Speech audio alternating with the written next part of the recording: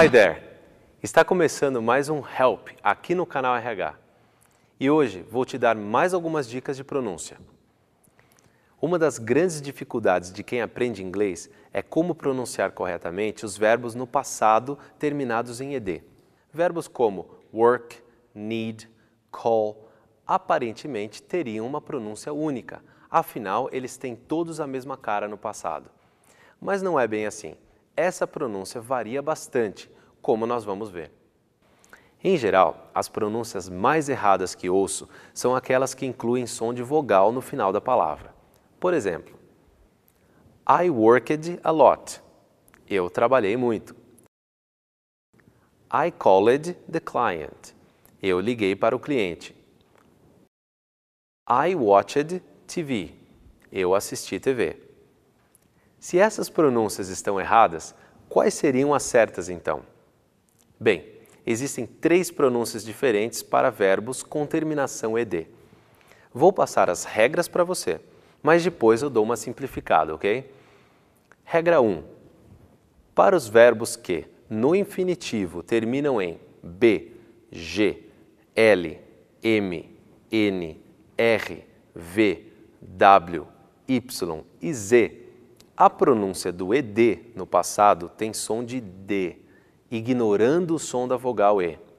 Por exemplo, o verbo call, ligar, no passado, pronuncia-se called e não called, incluindo o som da vogal e.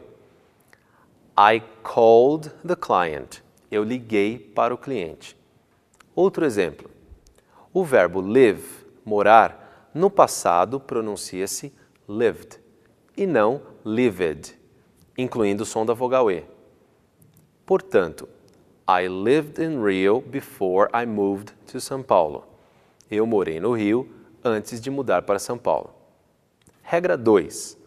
Para os verbos que no infinitivo terminam em F, K, P, S, CH, SH e X, a pronúncia do ed no passado tem som de T, ignorando o som da vogal e. Por exemplo, o verbo work, trabalhar, no passado pronuncia-se worked e não worked, incluindo o som da vogal e. Então eu digo, I worked yesterday. Eu trabalhei ontem. Outro exemplo. O verbo finish, terminar, no passado pronuncia-se finished e não finished, com o som da vogal e. Portanto, I finished the report. Eu terminei o relatório. Essa categoria me lembrou do nome da maior rede social do mundo para profissionais, o LinkedIn.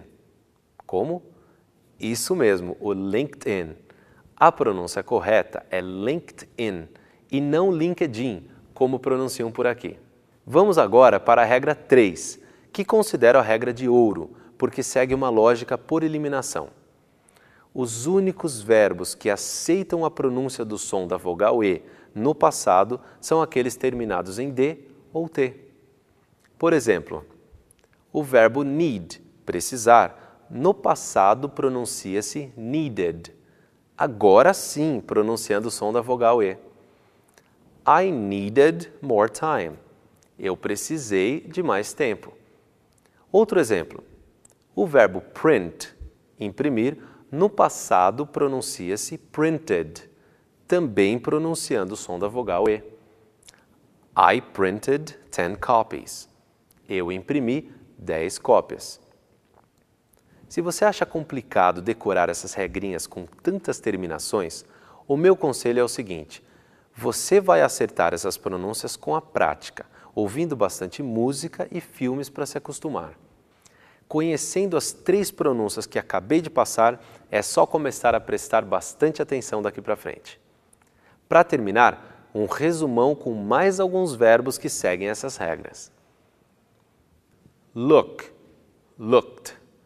Wait, waited. Stop, stopped. Visit, visited. Add, added. Order, ordered. Repair, repaired. É isso aí. Agora é só praticar. Eu fico por aqui. Você assistiu ao programa Help aqui no canal RH. E lembre-se, nada de enrolation.